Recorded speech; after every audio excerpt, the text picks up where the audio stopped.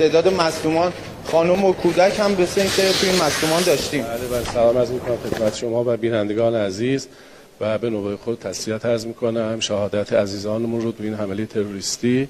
بله از ساعت 3:30 صبح که از طریق اورژانس کشوری و اورژانس تهران بنده مطلع شدم با همکارانم پیگیری موضوع بودیم.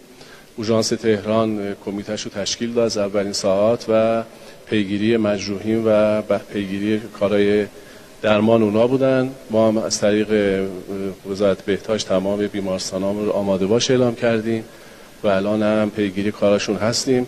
متاسفانه در بین شهدا و زخمی هامون خیلی از مادرها و کودکان کم سن و سال وجود دارن که پیگیری کارهای درمانشون هست.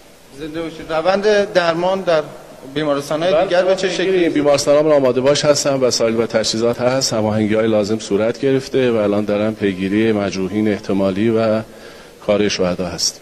زنده باشید. روند آقای توکلی رئیس سازمان اورژانس تهران، روند به چه شکلی بوده؟ تعداد آمبولانس‌ها در تمام استان به صورت یکپارچه تمام ناوگان در خدمت مردم عزیز هست. افزایش ظرفیت داده شده.